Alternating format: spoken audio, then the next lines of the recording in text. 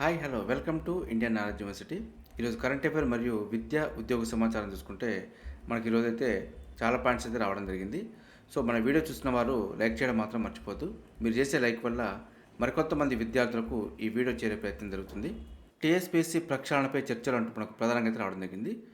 CM నేతృత్వంలో జరిగే ఈ సమావేశంలో తెలంగాణ పబ్లిక్ సర్వీస్ కమిషన్ను ప్రక్షాళన చేయడం, కొత్త పాలక మండలిని నియమించడం, రెగ్యులర్ ఎంప్లాయీస్ను డిప్యూట్ చేయడం తదితర అంశాలపై చర్చ జరగనున్నది. ఫిబ్రవరి చివరికల్లా కనీసంగా 22,000 ఉద్యోగాలను భర్తీ చేయాలని ప్రభుత్వం లక్ష్యంగా పెట్టుకోవడంతో దానికి తగిన ఏర్పాట్లను టీఎస్పీఎస్సీ ద్వారా పూర్తి చేసేందుకు కసరత్తు మొదలైందని చెప్పి మనకు రావడం జరిగింది. సో ఇందులో ప్రధానంగా అయితే మనకు పోలీస్ కానిస్టేబుల్ రిక్రూట్మెంట్ను 4 వారాల వ్యవధిలోనే కంప్లీట్ చేయాలని హైకోర్టు ఆదేశించడంతో ప్రభుత్వ టార్గెట్లో దాదాపుగా 18,000 పైచిలుకు పోస్టులు భర్తీ కానున్నాయంటూ మనకు ఇవ్వడం జరిగింది. అదేవిధంగా మరికొన్ని జాబులకు సంబంధించిన నియామక ప్రక్రియ కూడా కంప్లీట్ కానుంది అంటూ మనకైతే రావడం జరిగింది. సో ఇదైతే మనకు టీఎస్పీఎస్సీ ప్రక్షాళనపై చర్చల గురించి కొంత సమాచారం. అదేవిధంగా బంగ్లా పీఠంపై మళ్ళీ అసినాయి అంటూ రావడం జరిగింది.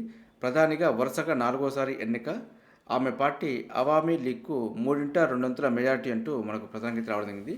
అదేవిధంగా మనకు భారత్ పొరుగుదేశం కావడం అదృష్టం అంటూ కూడా మనకు ప్రధాని హసీనా పేర్కొనడం జరిగింది. అదేవిధంగా కార్గిల్లో నైట్ ల్యాండింగ్ అంటూ కూడా మనకు హెడ్డింగ్ అయితే రావడం జరిగింది. విజయవంతంగా దిగిన C-130J భారత వాయుసేన అరుదైన రికార్డు అంటూ మనకు ఇవ్వడం జరిగింది. భారత వాయుసేన అరుదైన ఘనత సాధించింది. సముద్ర మట్టానికి ఏకంగా 10,500 అడుగుల ఎత్తున హిమాలయ పర్వతాలపై ఉన్న కార్గిల్ అడ్వాన్స్డ్ ల్యాండ్ గ్రౌండ్పై C-130J సూపర్ హెర్క్యులస్ రవాణా విమానాన్ని రాత్రిపూట సురక్షితంగా ల్యాండింగ్ చేసినట్టు మనకు పేర్కొనడం జరిగింది. ఐఏఎఫ్ బాహుబలిగా చెప్పే ఈ విమానం పాక్ సరిహద్దులో నియంత్రణ రేఖ సమీపంలోని ఈ ఎయిర్ స్ట్రిప్పై రాత్రి సమయంలో దిగడం ఇదే తొలిసారంటూ మనకు ఇవ్వడం జరిగింది. గరుడ్ కమాండోలకు శిక్షణలో భాగంగా ఇటీవల ఈ విన్యాసం నిర్వహించినట్టు వాయుసేన వర్గాలు వెల్లడించాయి. ఇదైతే మనకు కార్గిల్లో నైట్ ల్యాండింగ్, అదేవిధంగా విజయవంతంగా దిగిన C-130J విమానం గురించి అయితే కొంత రికార్డ్ అని చెప్పుకోవచ్చు. మనకు ఈ 2024-25 ఉద్యోగనామ సంవత్సరాల్లో భాగంగా మనకు ఒక మీమ్ అయితే రావడం జరిగింది. 30,000 జీతం ఎత్తుకునే ప్రభుత్వ ఎంప్లాయ్ ఏమో రాజులాగా కూర్చోవడం జరిగింది. అదేవిధంగా 60,000 జీతం ఎత్తుకునే ఒక ప్రైవేట్ ఎంప్లాయ్ మాత్రం ఒక సాధారణ వ్యక్తిలాగా మనకు చూపించడం జరిగింది. సో అంటే మనకు ప్రస్తుత సమాజంలో ఒక ప్రభుత్వ ఉద్యోగం వచ్చే వ్యక్తికి తక్కువ జీతం ఉన్నప్పటికీ లైఫ్ సెక్యూరిటీ ఎక్కువగా ఉండడం వల్ల దానికి ఎక్కువ ప్రాధాన్యత ఇవ్వడం జరుగుతుంది. అదేవిధంగా ప్రైవేట్ సెక్టార్లో ఎక్కువ జీతం ఉన్నప్పటికీ కూడా అది మనకు జాబ్ సెక్యూరిటీ లేని కారణంగా దాన్ని తక్కువ చూడడం జరుగుతున్నట్టు మనకు ఒక మీమ్ అయితే ఇవ్వడం జరిగింది.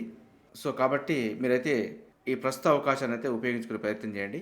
అదేవిధంగా మనకు ఇంద్రవెల్లిలో పెర్సపెన్ ఉత్సవాలు వైభవంగా నిర్వహిద్దాం అంటూ మనకు ప్రధానంగా అయితే రావడం జరిగింది. పుష్యమాసంలో నిర్వహించే కులదేవత పెర్సపెన్ ఉత్సవాలను వైభవంగా నిర్వహిద్దామని నిర్వాహకులు జుగ్నాక్ మహాదు, జుగ్నాక్ జైతు అన్నారంటూ మనకు ప్రధానంగా అయితే రావడం జరిగింది. సో మనకి పెర్సపెన్ ఉత్సవం గురించి కొంత సమాచారం అయితే తెలుసుకునే ప్రయత్నం చేయండి. మనకు తెలంగాణ చరిత్రలో భాగంగా పెర్సపెన్ ఉత్సవాల గురించి కొంత అయితే ఇంపార్టెంట్ ఉంటుంది. అదేవిధంగా మరో పాయింట్ చూసుకుంటే స్టోర్ రూమ్లో నిద్రించిన నారాయణమూర్తి అంటూ మనకు రావడం జరిగింది. ఇన్ఫోసిస్ కోసం ఎన్నో అవమానాలు, భారత్ అమెరికన్ రచయిత్రి చిత్రా బెనర్జీ పుస్తకంలో వెల్లడి అంటూ మనకు ఇవ్వడం జరిగింది. మనకు చిత్రా బెనర్జీ పుస్తకం గురించి కూడా కొంత తెలుసుకోవాల్సిన విషయం అయితే ఉంటుంది. ఇందులో మరొక పాయింట్ చూసుకుంటే మనకు డేటాబేస్కు సర్వీస్ అందించేందుకు ఒకసారి నారాయణమూర్తి అమెరికాకు వచ్చారు. ఆ సమయంలో డానీ కిటికీలు లేని చిన్న గది స్టోర్ రూమ్ను ఆయనకిచ్చారంటూ మనకు ఈ పుస్తకం అయితే పేర్కొనడం జరిగింది. ఇన్ఫోసిస్ నారాయణమూర్తి ఎదుర్కొన్న అనుభవాలను గత ఏడాది డిసెంబర్లో విడుదలైన uncommon love the early life of Sudha and Narayana Murthy పుస్తకంలో వెల్లడించారంటూ మనకు ఇవ్వడం జరిగింది. భారత అమెరికన్ రచయిత్రి చిత్రా బెనర్జీ దివాకరుని ఈ పుస్తకాన్ని రచించారంటూ మనకు ఇవ్వడం జరిగింది. సో కాబట్టి ఈ పుస్తకం రచించిన రచయిత్ర పేరు మరియు పుస్తకం పేరు అయితే గుర్తుపెట్టుకోండి. ఎంప్లాయ్మెంట్కి సంబంధించి మరికొన్ని విషయాలు చూసుకుంటే మితాని హైదరాబాద్లో 165 ఐటీఐ ట్రేడ్ అప్రెంటిస్లకు సంబంధించి నోటిఫికేషన్ అయితే రావడం జరిగింది. అప్రెంటిస్ మేళ తేదీ జనవరి 8వ తారీఖు ఉంటుందని చెప్పి ఇవ్వడం జరిగింది. అదేవిధంగా రాజమహేంద్రవరం జోన్లో వైద్య ఆరోగ్య శాఖలో 15 MLHP పోస్టులకు సంబంధించి కూడా నోటిఫికేషన్ రావడం జరిగింది. సో ఆన్లైన్ దరఖాస్తుకు చివరి తేదీ జనవరి 12వ తారీఖు వరకు ఉంది. అదేవిధంగా GGH కర్నూలులో 94 పారామెడికల్ పోస్టులకు సంబంధించి కూడా నోటిఫికేషన్ రావడం జరిగింది. సో దీనికి దరఖాస్తు విధానం అయితే ఆఫ్లైన్లో దరఖాస్తు చేసుకోవాలి. దరఖాస్తుకు చివరి తేదీ జనవరి 9వ తారీఖు వరకు ఉంది. పూర్తి సమాచారం కోసం అయితే karnool.ap.gov.inలో కూడా చెక్ చేసుకోవచ్చు. అదేవిధంగా JNTU హైదరాబాద్లో పార్ట్ టైం ఎంటెక్ మరియు MBA కోర్సులో ప్రవేశాలకు కూడా నోటిఫికేషన్ రావడం జరిగింది. సో ఆన్లైన్ దరఖాస్తుకు చివరి తేదీ జనవరి 20 వరకు ఉంది. పూర్తి సమాచారం కోసం అయితే జేఎన్టీయూహెచ్ అఫీషియల్ వెబ్సైట్ చెక్ చేసుకోవచ్చు. అదేవిధంగా సెంట్రల్ బ్యాంక్లో 484 కోట్లకు సంబంధించి కూడా నోటిఫికేషన్ రావడం జరిగింది. ఆన్లైన్ దరఖాస్తుకు చివరి తేదీ జనవరి 9 వరకు ఉంది. పూర్తి సమాచారం కోసం అయితే సెంట్రల్ బ్యాంక్ ఆఫ్ ఇండియాలో కూడా చెక్ చేసుకోవచ్చు. అదేవిధంగా మరొక పాయింట్ తీసుకుంటే ఆస్ట్రేలియన్ ఓపెన్కు నాదల్ దూరం అంటూ మనకు ప్రధానంగా అయితే రావడం జరిగింది. స్పెయిన్ దిగ్గజ టెన్నిస్ ప్లేయర్ రఫేల్ నాదల్ ఈ నెల 14 నుంచి 28 వరకు జరిగే సీజన్ తొలి grand slam tournament Australian open నుంచి వైదొలిగాడు. కెరీర్లో 22 గ్రాండ్ స్లామ్ సింగిల్స్ టైటిల్స్ నెగ్గిన 37 ఏళ్ల నాదల్ గత వారం బ్రిస్బేన్ ఓపెన్ టోర్నీలో నాదల్ పునరాగమనం చేశాడు. ఈ టోర్నీలో జోర్దాన్ థామ్సన్తో జరిగిన క్వార్టర్ ఫైనల్లో ఓడిపోయిన నాదల్ ఈ మ్యాచ్ సందర్భంగా ఎడమకాలి కండరాల గాయానికి గురయ్యారంటూ మనకు ఇవ్వడం జరిగింది. అదేవిధంగా 2017 తర్వాత మళ్ళీ టైటిల్ సుదీర్ఘ నిరీక్షణకు తెరదించుతూ బల్గేరియా టెన్నిస్ స్టార్ దిమిత్రోవ్ తన కెరీర్లో 9వ సింగిల్ టైటిల్ను సాధించాడంటూ మనకు ఇవ్వడం జరిగింది. అదేవిధంగా ఏ వైద్య కళాశాల అయినా ఫీజు ఎంతో ముందే చెప్పాలి, అప్పుడే ఆ సీటు లెక్కలోకి అంటూ మనకు ప్రసంగతి ఇవ్వడం జరిగింది. సొంతంగా చేర్చుకోవడం కుదరదు, కౌన్సిలింగ్ మొత్తం ఆన్లైన్లోనే.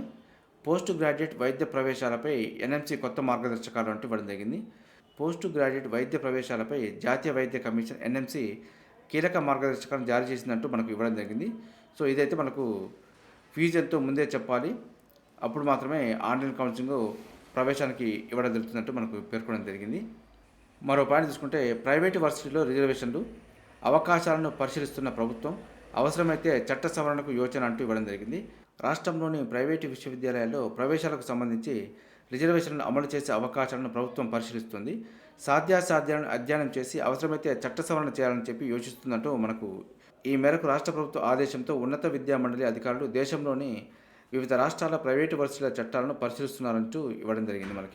మరొక పాయింట్ తీసుకుంటే ఆబ్కారీ శాఖలో వింత కారుణ్య నియామకం, నేరుగా ఎస్ఐ హోదాలో ఎంపిక, శిక్షణ పొందకుండానే విధులు, ఇన్స్పెక్టర్గాను పదోన్నతి అంటూ మనకు ఇవ్వడం జరిగింది. సో నిన్న ఏఏ ఉద్యోగం, ఈరోజు ఆబ్కారీ శాఖలో ఎస్ఐ ఉద్యోగం. ఈ విధంగా ఒక నిబంధనలకు విరుద్ధంగా అయితే టీఆర్ఎస్ గవర్నమెంటు కొంతమంది వ్యక్తులకు మంచి ఉద్యోగాలు అయితే ఇవ్వడం జరిగిందని చెప్పుకోవచ్చు మనం. సో విద్యార్థులకు, నిరుద్యోగులకు అన్యాయం జరుగుతూ ఈ విధమైన నియామకాలని తక్షణమే తొలగించాలంటూ మనం అయితే కోరుకోవడం జరుగుతుంది. అదేవిధంగా మరొక పాయింట్ చూసుకుంటే లక్షద్వీప్పై మాల్దీవుల మంత్రుల అక్కసు అంటూ మనకు ఇవ్వడం జరిగింది. అంత పరిశుభ్రంగా ఉంచలేరని వ్యాఖ్యలు, మోదీ వీడియోను ట్యాగ్ చేస్తూ విమర్శలు, భారత్ తీవ్రంగా స్పందించడంతో వెంటనే మంత్రుల సస్పెన్షన్ అంటూ మనకు రావడం జరిగింది. సో ఈ విషయంతో ప్రభుత్వానికి సంబంధం లేదని చెప్పి మాల్దీవులు తప్పించుకునే ప్రయత్నం చేస్తుంది. అయినప్పటికీ కొంత నష్టం జరిగిందని చెప్పుకోవచ్చు. భారత్ వ్యతిరేక వ్యాఖ్యలు చేసిన 3 మంత్రులను సస్పెండ్ చేస్తూ అవి వ్యక్తిగత వ్యాఖ్యలు, అవి ప్రభుత్వానికి సంబంధం లేదంటూ మాల్దీవుల ప్రభుత్వం తమ తప్పును సరిదిద్దుకునే ప్రయత్నం అయితే చేయడానికి ప్రయత్నించింది. సో ఏదేమైనప్పటికీ ట్రెండింగ్లో బాయ్కాట్ మాల్దీవులు అంటూ మనకు ప్రధానంగా అయితే రావడం జరిగింది. అదేవిధంగా కరెంట్ అఫైర్లో భాగంగా మరికొన్ని పాయింట్ తీసుకుంటే 2023 బుకర్ ప్రైజ్ విజేతగా ఐర్లాండ్కు చెందిన పాల్ లించ్ నిలిచారు. ఈయన రచించిన ఏ పుస్తకానికి ఈ ప్రతిష్టాత్మక పురస్కారం లభించిందంటూ ఇవ్వడం జరిగింది. ఇదైతే ప్రాఫిట్ సాంగ్. అదేవిధంగా దేశ సర్వోన్నత న్యాయస్థానం తొలి మహిళా న్యాయమూర్తి justice M Fatima baby 2023 November 23 ఢిల్లీలో మరణించారు.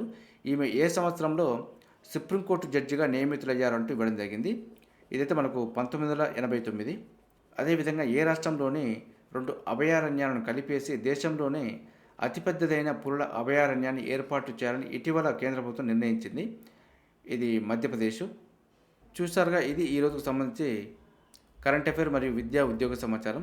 ఇదే విధంగా ప్రతిరోజు మార్నింగ్ అయితే మన ఛానల్లో రావడం జరుగుతుంది. వీటితో పాటు అడ్మిషన్ నోటిఫికేషన్స్ మరియు రిక్రూట్మెంట్ నోటిఫికేషన్ సంబంధించి కూడా ఎప్పటికప్పుడు అప్డేట్ సమాచారం అయితే మన ఛానల్లో అందుబాటులో ఉంటుంది. మన ఛానల్ చూసిన వారు సబ్స్క్రైబ్ చేసుకుని ఫాలో అవుతూ ఉండండి. ఈ వీడియో నచ్చితే లైక్ చేయండి, షేర్ చేయండి, సబ్స్క్రైబ్ చేసుకోవడం మాత్రం మర్చిపోద్దు. Have a nice day.